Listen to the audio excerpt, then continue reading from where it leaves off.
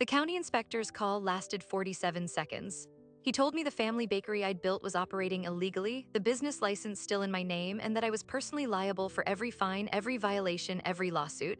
My parents had just handed the keys to my sister. They had no idea they'd signed her up for a shutdown and signed me up for financial ruin or jail. My name is Sarah. For 8 years, that bakery was my life. I turned my parents' struggling shop into the town's favorite destination, believing it was our family's legacy. But when the time came to pass it on, my parents saw only one heir, my older sister who'd never baked a single loaf. This is the story of how a piece of paper, a forgotten business license, exposed a deeper truth about who built what and who really deserves the keys. Let me take you back to the summer of 2016, to a small, struggling storefront called the Daily Rise, and the last time my father ever asked for my help. My parents, Robert and Linda, bought the bakery in 2010. It was their dream retirement project. But by 2016, that dream was losing $1,000 a month. The recipes were outdated, the decor was stuck in the 90s, and their only marketing was a faded open sign. I was 23, fresh out of business school with a degree in hospitality management and student loans that felt like a second skeleton. Dad called me on a Tuesday. His voice was tired. "Sarah, we can't keep this up. We're going to have to sell." I drove home that weekend from my apartment 2 hours away. I sat at their kitchen table, the same one we'd had since I was a kid, and I laid out a 90-day rescue plan, new menu, social media presence, a loyalty program. I would move home, work for room and board, and turn it around. My mother pressed her hands together. "That's a lot of work, honey. Are you sure?" My older sister, Chloe, who was visiting with her new fiancé, laughed from the living room. "Good luck with that." I'd rather get a real job. That was the difference between us. She saw a sinking ship, I saw a foundation. For the first year, I worked 90-hour weeks. I was the first one in at 4 a.m. to fire up the ovens and the last to leave after mopping floors at 10 p.m. I developed our signature honey rosemary sourdough. I built our Instagram from 0 to 10,000 followers. I negotiated with local coffee roasters for a partnership. Within 18 months, we were breaking even. By year 3, we were netting a consistent $4,000 in profit every month. I was 26, covered in flour, and finally feeling like I'd built something that mattered. But here's what my parents saw. They saw their retirement was safe. They saw the lines out the door on Saturday mornings. They saw the feature in Edible Community magazine. What they didn't see or chose not to see was that it was my sweat, my ideas, my youth keeping the lights on. To them, it was still their bakery. I was just the very helpful manager, the daughter who lived above the shop in the old storage room I'd converted into a studio. Now you need to understand Chloe. 3 years older, a corporate sales rep, always in a sharp blazer. She could sell anything except maybe the idea that she cared about the family business. In 8 years, she never worked a single shift, not one, but she was the one who remembered birthdays with extravagant gifts. She was the one who called every Sunday, who took mom to her garden club luncheons. She performed family while I was busy being the engine of it. The first real crack appeared in 2021. We just had our best fiscal year. I sat my parents down and presented a formal proposal. I wanted to buy the business from them with a fair market valuation and a payment plan. I showed them the numbers. I had a lawyer draft a letter of intent. My father slid the papers back across the table without looking at them. "This is a family asset, Sarah. We don't sell to family, it stays in the family." I tried to explain that was exactly what I wanted, for it to stay with me in the family. My mother patted my hand. "We'll figure out the future when the time comes, sweetheart, don't rush." I felt the ground shift under my feet. The family asset line was new, and it had Chloe's phrasing all over it.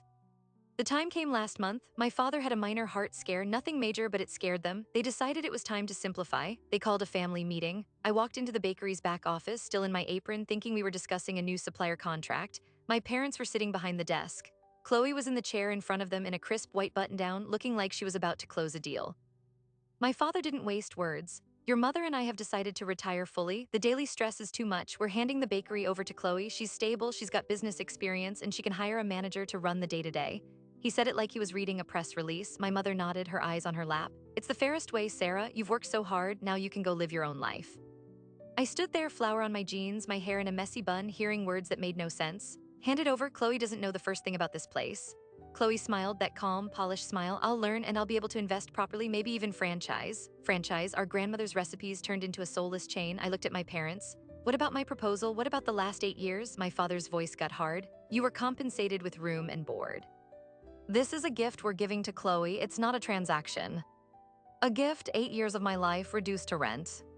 Chloe stood up, took the set of keys my father held out. The main key to the front door, the one I'd copied for myself years ago, now dangling from her manicured fingers.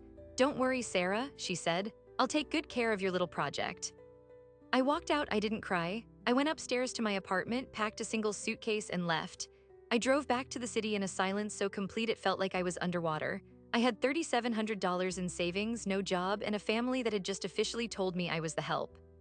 Now, pause for a second. If you've ever given everything to a family project only to be told you were just an employee, type scene in the comments. Let me know I'm not screaming into a void here. I crashed on a friend's couch. I applied for jobs. I tried to tell myself it was a clean break, but you can't just unlove something you built with your own hands. A week after I left, I drove past the bakery at 5 a.m. like a ghost haunting my own life. The lights were on. Chloe's hired manager, some guy from a corporate donut chain, was there. He was burning the first batch of croissants. I saw it through the window. The oven timer was beeping, and he was on his phone. I pressed my forehead against the cold glass of my car window and felt something in me fracture. Then 3 days later, my phone rang, an unknown number with our hometown area code. I almost didn't answer. It was a man named Mark from the county clerk's office, and his first question froze the blood in my veins. Are you still the operating owner of the Daily Rise Bakery? I was in line at a coffee shop holding my resume for another interview. I stepped outside. I was the manager. My parents own it. They just handed it to my sister. There was a long pause on the line, the sound of papers shuffling. Miss, according to our records in the State Department of Revenue, you are the sole named licensee on the active business license, permit number B6742. The ownership paperwork for the assets may have changed, but the legal operating authority has not. I leaned against the brick wall. What does that mean exactly? It means, he said, his voice dropping into official grave tones, the business is operating under your license without your formal documented consent. You are the legal entity responsible for its compliance with health codes, sales tax remittance, and employment regulations. If there's an incident, a food poisoning complaint, an underpayment of taxes, a workers' comp issue, the liability lands on you, not your parents, not your sister, you. The sidewalk tilted. I thought of the burned croissants, the new manager I didn't know, Chloe's talk of franchising. What do I need to do? You have two choices. One, you can formally petition to transfer the license to the new operator. That requires their application, new fees, and a county inspection that can take 4 to 6 weeks. During that time, the business cannot legally operate. Or two, you can file a cease and desist order for unauthorized use of your license, which would shut them down immediately. 47 seconds, that's what he said at the end. The previous owner, a Robert Anderson, called us last week to inquire about transferring the license. When we told him the license wasn't in his name, he was surprised. We advised him to contact you. He hasn't filed anything, so we're following up. You have 30 days to resolve this before we schedule a mandatory compliance inspection. Failure to comply can result in fines up to $5,000 per violation, and in extreme cases, criminal charges for operating a business without a license. I thanked him, hung up, and sat on the curb. The resume in my hand was suddenly a meaningless piece of paper. My father had tried to fix it, he'd found out, and he hadn't called me. Now I need you to think about this. What would you do? If your family had just cut you out and you held the legal key to their new fortune, would you hand it over? Or would you let the system you warned them about do its work? Drop your answer below. Hand over or hold the key. I didn't know, so I did the only thing I could think of. I called my father. It went to voicemail. I called again. Voicemail. On the third try, my mother answered. Her voice was tight. Sarah, now isn't a good time. We're helping Chloe set up the new point of sale system. Mom, put Dad on. It's urgent. The county just called me. A long sigh, then my father's voice, weary. What is it, Sarah? I repeated everything Mark told me verbatim. The liability, the fines, the 30-day clock. The silence on the other end was absolute. Then he said, that can't be right. The lawyer handled the transfer. What lawyer, Dad? You handed her keys. Did you actually have a lawyer draw up an asset purchase agreement? Did you file a change of ownership with the county? More silence, then Chloe's handling the legal details. It's her business now. Her business is operating under my license, Dad. My name is on the line. If her manager hires an undocumented worker, I go to jail. If they skip a health inspection, I get fined. Don't you understand? His voice hardened the way it did when he thought I was being dramatic. Then just sign whatever paper they need, Sarah. Be a team player for once. We're family. Be a team player after 8 years of being the entire team. It's not a signature, Dad. It's a process. They have to close for the inspection for weeks. Weeks? That's ridiculous. We can't close. We have payroll suppliers. He was talking about we again, a we that didn't include me. Then you shouldn't have given it to someone who didn't do her due diligence, I snapped. Chloe's voice cut in, loud on speakerphone. I'm handling it, Sarah. I have a call with a business attorney tomorrow. I'll get it sorted. You don't need to worry your little head about it. My little head, the one that kept the business alive. I took a deep breath.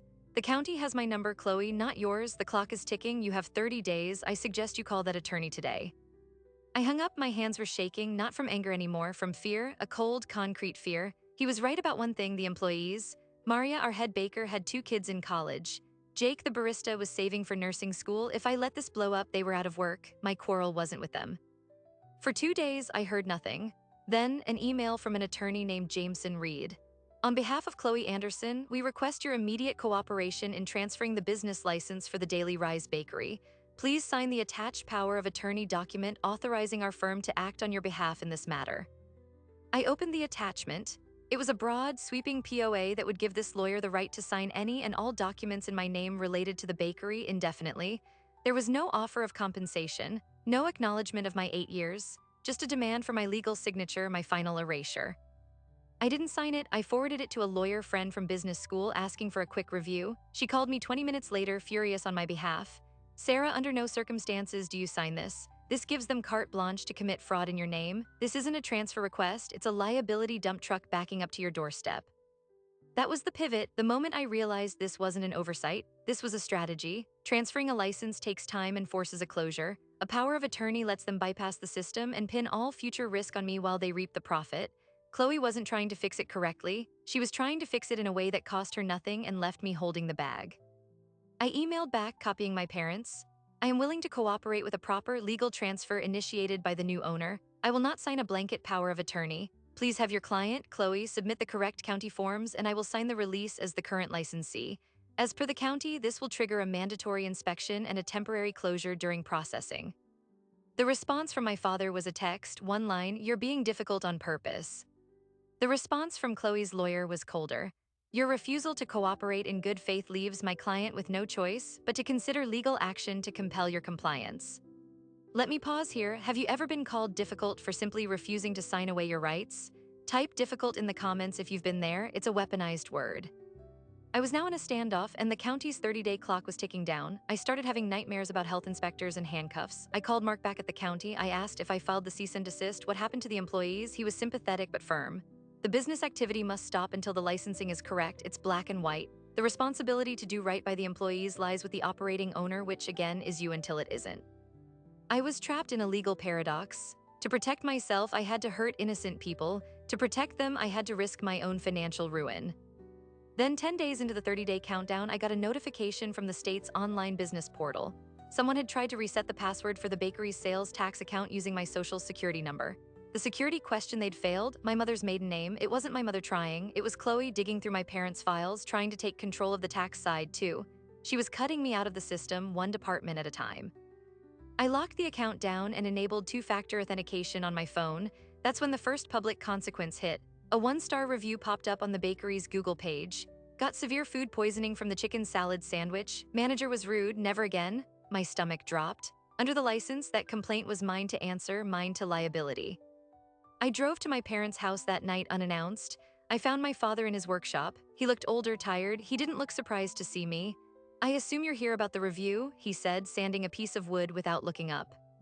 "Dad, this is serious. This is what the county was talking about. If that person reports it to the health department and they come inspect and the license is wrong."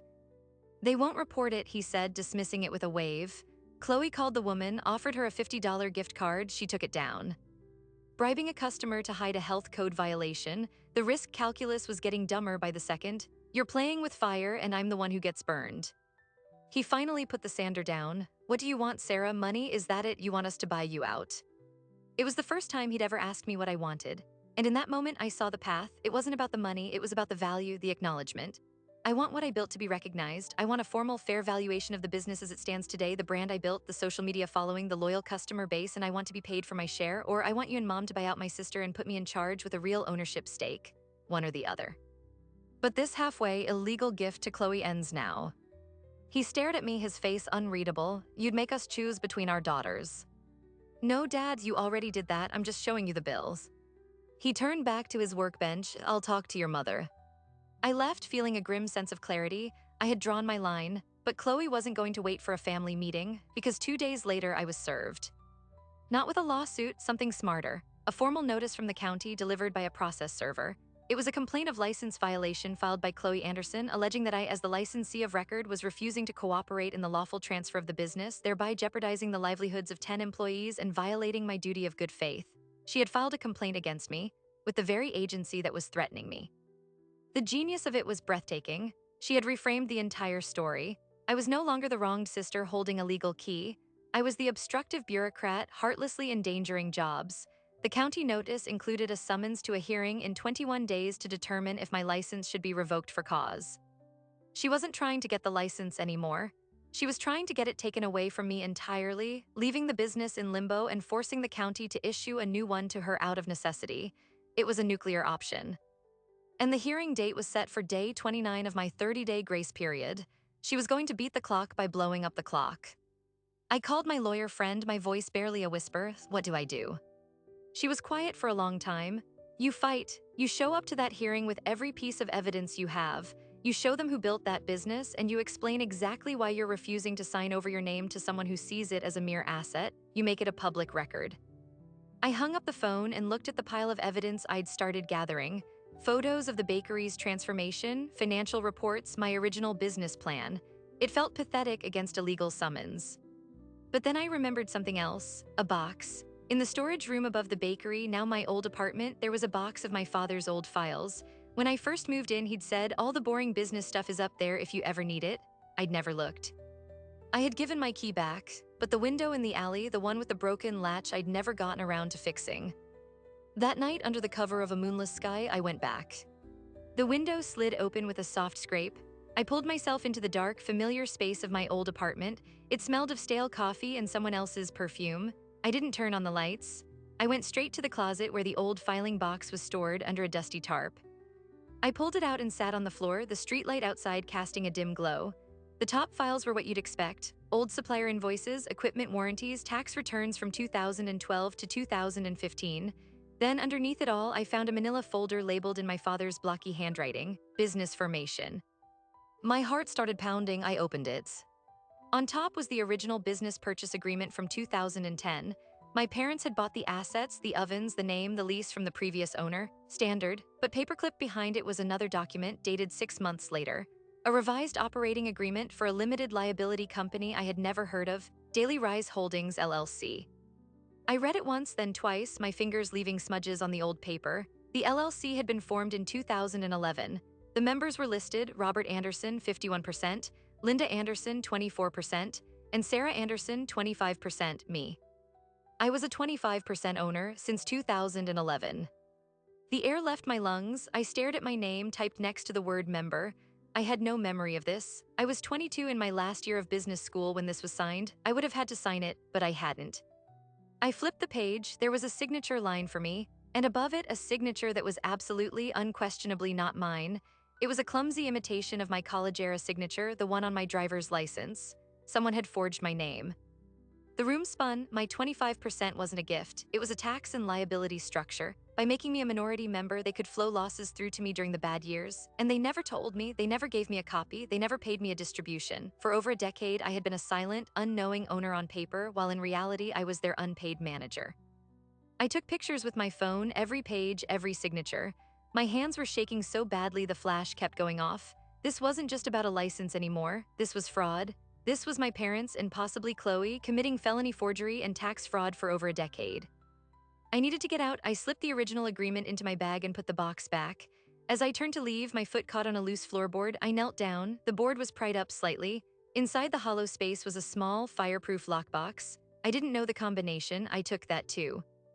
Driving back to the city, I called my lawyer friend Mia at 2 in the morning. I need a forensic document examiner and a real lawyer, now. The next 72 hours were a blur. Mia connected me with an attorney named David Chen who specialized in business and fraud. We met in his office. He spread the documents out on a large table. The forensic examiner, a quiet woman named Alina, compared the signature to samples from my college applications and my actual driver's license. Her verdict was immediate. This is a forgery, a poor one. The pressure points are all wrong. This was traced. David steepled his fingers. This changes everything, Sarah. You're not just the licensee. You're a minority member of the LLC that ostensibly owns the business assets. A member whose signature was forged. This is a criminal act. You have a claim to 25% of the business's value, past and present, and you have leverage. Leverage, the word felt cold and powerful. What do I do? We have two paths. The nuclear option, we go to the district attorney with evidence of forgery and tax fraud. That likely shuts the business down, gets your parents and possibly Chloe charged. The employees lose their jobs, or we use this as the ultimate bargaining chip. We walk into that county hearing and we drop this on the table. We force a settlement that recognizes your ownership, buys you out at a fair valuation, and cleans up the licensing mess. Your choice. I thought of Maria the baker, Jake the barista. I thought of my father's tired face in his workshop. I didn't want to send them to jail. I wanted the truth and I wanted what was mine. We use it as leverage. David nodded, then we prepare for war. The hearing is in 9 days. We drafted a formal legal disclosure to be submitted at the hearing, outlining the discovery of the forged operating agreement and my claim to 25% ownership. We didn't send it to my family. We wanted the shock to be total, public, and inescapable. But Chloe wasn't idle. 3 days before the hearing, I received a package. Inside was a check for $10,000 from my parents' personal account, a sticky note in my mother's handwriting: "For all your hard work, please sign the POA and let's move on." $10,000 for 8 years. It was an insult so profound it felt like a physical slap. I framed the check and hung it on my wall, a reminder of what they thought I was worth. The day before the hearing, my mother called. She was crying. "Sarah, please, we can't do this in public. Your father is having chest pains. The stress is killing him. Can't we just talk as a family?" For a second, my resolve wavered. The little girl who just wanted her mom's approval screamed inside me. Then I looked at the framed check on my wall. "We tried talking, Mom. You sent me a bribe. The hearing is tomorrow. Your lawyer can talk to my lawyer." I hung up. I didn't sleep that night. The county offices were in a bland government building. The hearing room was sterile, with a long table, flags in the corner, and about 20 plastic chairs for observers. When I walked in with David, my family was already there, my parents looking small and old. Chloe in a severe black suit, flanked by her lawyer, Jameson Reed. A few of the bakery employees, including Maria and Jake, sat in the back looking confused and scared. Chloe had brought them, I realized, as human shields. The hearing officer, a woman named Arbiter Collins, called the room to order. She explained this was an administrative hearing to adjudicate the complaint filed by Chloe Anderson against the licensee of record, Sarah Anderson, for failure to cooperate in a license transfer. Chloe's lawyer went first. He painted a picture of a stable business transition disrupted by a spiteful sister. He talked about the 10 employees, the community institution, the unfairness of my last-minute legal maneuvers. He presented the power of attorney I refused to sign as evidence of my obstruction. He was smooth, convincing. Then it was our turn. David stood up. He was calm, methodical. He began by walking through the history of my work at the bakery, showing photos of the transformation financial graphs. He established that I wasn't an absentee owner but the operational heart. Then he dropped the first bomb. Arbiter Collins, my client's reluctance to sign over unqualified control stems from a profound breach of trust that goes far beyond this license. We have recently discovered evidence of significant financial and legal misconduct within the business's very foundation. He approached the table and handed a bound packet to the arbiter and copies to Chloe's lawyer and my parents. "What you have there is a copy of the Daily Rise Holdings LLC operating agreement dated 2011. It lists my client as a 25% member. The signature on that document is a forgery. We have a forensic report confirming this." The room went dead silent. My mother made a small, choked sound. My father's face turned to stone. Chloe's lawyer frantically started flipping through the pages. David continued, "For over a decade, my client has been defrauded. Her legal ownership interest was concealed from her. She was never paid distributions. She was used as a tax convenience without her knowledge. This isn't a simple family dispute. This is fraud, and it directly informs why she cannot, in good conscience, hand over her license to individuals who have already stolen from her." Chaos erupted. Chloe's lawyer jumped up. "Objection, this is irrelevant to the licensing matter." Arbiter Collins banged her gavel. "Sit down, counselor. This is directly relevant to the character and fitness of the parties seeking the license." She turned to my father, her gaze piercing. "Mr. Anderson, is this document authentic?" My father opened his mouth, but no words came out. He looked at my mother, then at Chloe, who was staring straight ahead, her jaw clenched. "Your silence is noted," Arbiter Collins said coldly. She turned back to David. "Counselor, what is your client seeking?" David laid it out. A dual resolution. First, that the county deny the transfer application of Chloe Anderson due to the demonstrated bad faith and fraud of the applying party. Second, that the county place the business license in abeyance for 45 days to allow for the resolution of the underlying ownership dispute in civil court. During that time, the business may operate under a temporary permit, provided my client, as the legitimate licensee and now claimant owner, approves the day-to-day manager. It was a checkmate move. The county wouldn't give the license to a fraudster, and by proposing a temp permit, we protected the employees. Chloe wouldn't get the license, but the business wouldn't immediately die. Arbiter Collins called a 15-minute recess. In the hallway, all hell broke loose. My father stormed up to me. How could you do this? Air our dirty laundry in public? We're your family. I didn't back down. You made me a silent partner in a fraud, Dad. You don't get to cry family now. Chloe stepped between us, her eyes blazing. You're going to destroy everything for what? A piece of paper from 10 years ago.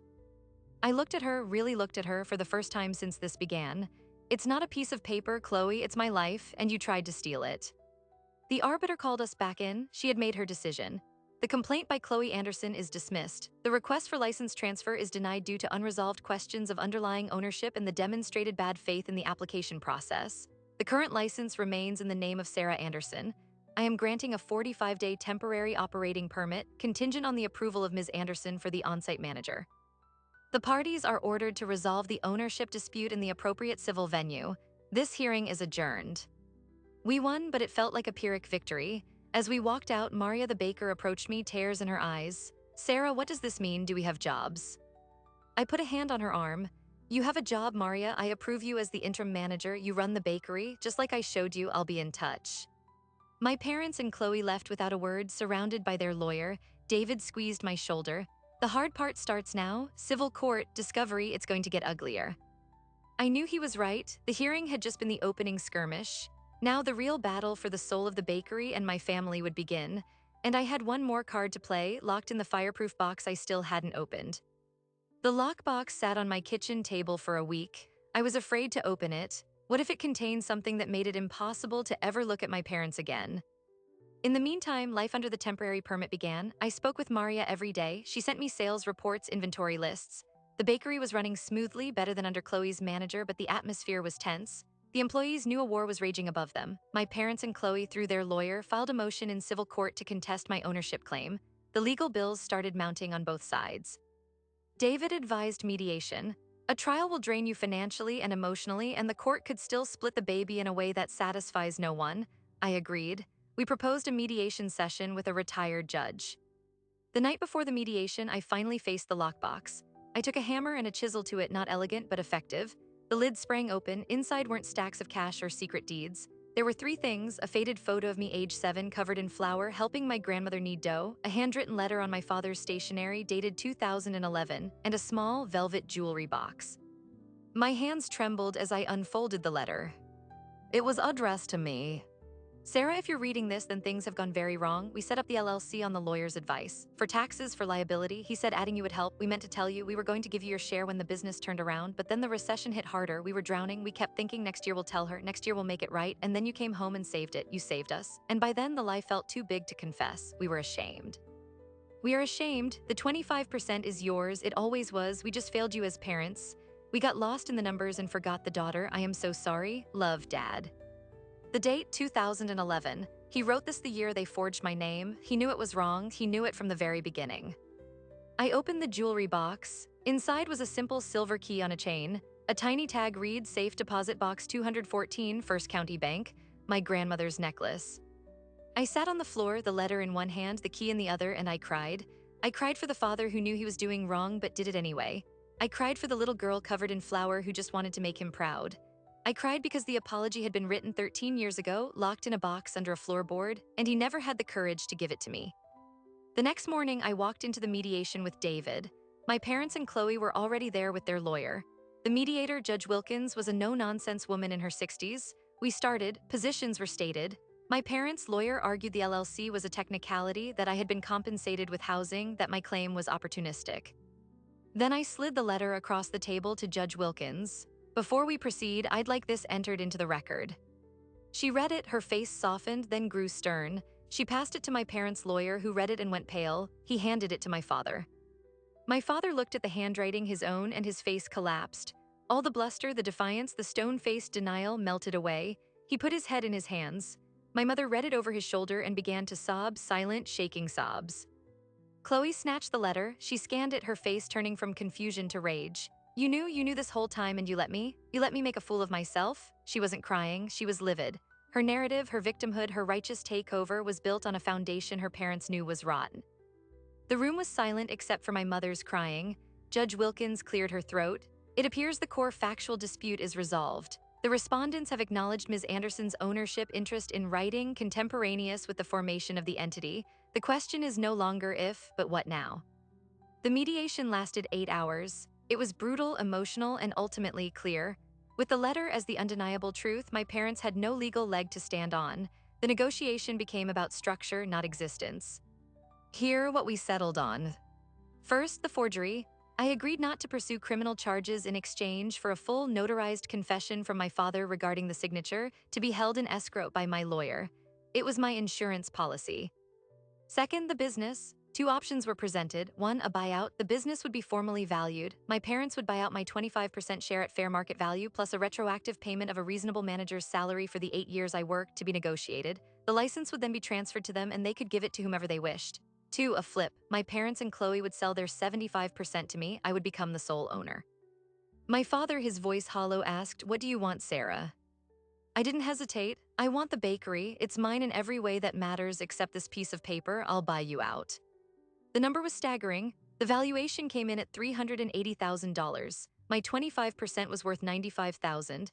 The back pay settlement calculated by David added another $120,000. I was to buy their 75% for $285,000. Total price tag $425,000. I didn't have that kind of money. But the settlement had a clause, a 5-year seller finance note. I would pay them a monthly sum with interest. The business itself would be the collateral. If I failed, they could foreclose. It was a huge risk, but it was my risk on my terms. Chloe was bought out of her potential future inheritance in a separate, smaller cash payment from my parents' personal assets. She took the money. She didn't look at me once. The final document was 100 pages thick. We signed it. The temporary permit became permanent. The license was officially transferred to me, Sarah Anderson, sole owner of the Daily Rise Bakery, LLC. The day the papers were recorded, I drove to the bank. I used the silver key, safe deposit box 214. Inside was a stack of old savings bonds in my name from my grandmother worth about $15,000, and another letter from her. "My dearest Sarah, a business built with love should be owned by the one who loves it most. This is for your future. Trust your hands. They know what to do. Love, Nana." She knew, she probably always knew. I used the bonds as part of my first down payment. Now let me tell you about the first Sunday after the settlement was final. I woke up at 3 a.m., drove to the bakery and baked. I made the honey rosemary sourdough, the cranberry orange scones, the double chocolate cherry bread. I did it alone in the quiet dark. When Maria came in at 5, the cases were full, the coffee was brewing, and I was sitting at the counter staring at the open sign. "Boss," she said, smiling, "it's your first day." The door opened at 6, regulars trickled in. They'd heard rumors, whispers of a family blow-up. They looked at me expectant. I just smiled, poured coffee, and said, "The usual." By 8, there was a line. At 8:15, my parents walked in. They stood just inside the door, unsure. I looked at them from behind the counter. I nodded. They came over. My mother spoke first. "It looks beautiful, Sarah." My father just put a $20 bill on the counter. "2 coffees to go, please." I took the money, made their coffees, handed them their change. "Thank you for your business," I said, formal, professional. My father pocketed the change, then reached back into his wallet. He pulled out the framed $10,000 check I had mailed back to them, the glass now cracked. He set it on the counter. "We're cashing this out of our account. It's the first payment on our debt to you, the one that isn't in the contract." He turned and left. My mother gave me one last, tear-filled look and followed him. I picked up the frame. The check was voided across it. My father had written in red pen, "Interest, first payment." That was 6 months ago. Here is where everything stands now. The bakery is thriving. Sales are up 18%. I hired Jake, the barista, as an assistant manager. He's going to nursing school at night. I pay his tuition. Maria runs the kitchen like a maestro. I make the payments to my parents every month. They cash the checks. We don't speak. Chloe moved to another state. She used her payout as a down payment on a condo. We are not in contact. The final surprise, the one I didn't see coming. 2 months ago, the county inspector, Mark, came in for his routine check. He walked through the spotless kitchen, checked the permits, and at the end, he handed me his card. "If you ever think about opening a second location," he said, "call me first. I'll walk you through the licensing. Do it right from the start." I laughed. I'm not ready for a second location, but I have the card. I keep it in Nana's jewelry box next to the silver key. This wasn't a story about revenge. It was a story about accounting. You can't build a future on a foundation of forgotten debts and hidden percentages. Eventually, the inspector calls. Eventually, the floorboard creaks. Eventually, you have to open the box and read the letter. I didn't get my family back, not the way I once wanted, but I got the truth and I got what I built. Sometimes that has to be enough. It is enough. I still drive by my parents' house sometimes. The light is on in my father's workshop.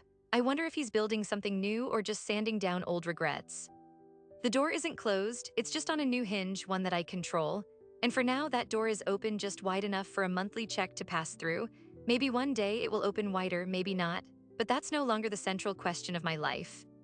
The central question now is how many batches of sourdough to proof for tomorrow.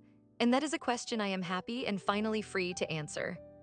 If this story taught me anything, it's that you cannot build a legacy on a hidden fault line. Whether it's a family business, a partnership, or even a personal dream, the foundations have to be honest, or the whole structure will tremble when the truth finally walks in. So many of you have shared your own stories in the comments, stories of being overlooked, of quiet work going unrecognized, of legal knots in family ventures. I read them, I see you. And the question I get asked the most is, what would I have done differently? I wouldn't have worked for room and board without a contract. I wouldn't have assumed that love was a substitute for a signed agreement. I would have asked for the boring paperwork on day one, because in the end, the paper is what protected me. The forgotten license, the forged operating agreement, they were just pieces of paper, but they held the entire weight of the truth. My advice to anyone in a family business or anyone building something with people they love is this: do not confuse sentiment with structure. Love is the why, contracts are the how. You need both. One without the other is a house built on sand. And to anyone who feels like the invisible engine in their family or workplace, remember this: your labor has value, your ideas have worth, document your contributions. Have the uncomfortable conversation about ownership early. If they resist putting it in writing, that tells you everything you need to know. The county inspector's call was the best thing that ever happened to me. It was the alarm that woke me up to my own power. I had to learn that I was not just a baker, but a businesswoman. I had to learn to fight for myself because no one else was going to do it for me. This channel is dedicated to stories like mine, stories of quiet strength, of bureaucratic twists, of karma that isn't about revenge but about rebalancing the scales. If you want more stories that pull back the curtain on family, business, and the secrets we keep, make sure you're subscribed. Hit that notification bell so you don't miss what's coming next. I want to leave you with this final thought. Forgiveness and boundaries are not opposites, they can exist in the same space. I can forgive my parents and still have a legally binding payment plan. I can understand their fear and still hold them accountable. That is the architecture of a healthy life, one built on clear lines, honest materials, and a door you control. Thank you for listening to my story. Thank you for your comments, your support, and for sharing your own journeys. It means more than you know. Now go look at your own foundations, check for cracks, and if you need to, pick up the phone and call your own inspector. It's never too late to build something solid. My name is Sarah, and I'll see you next time.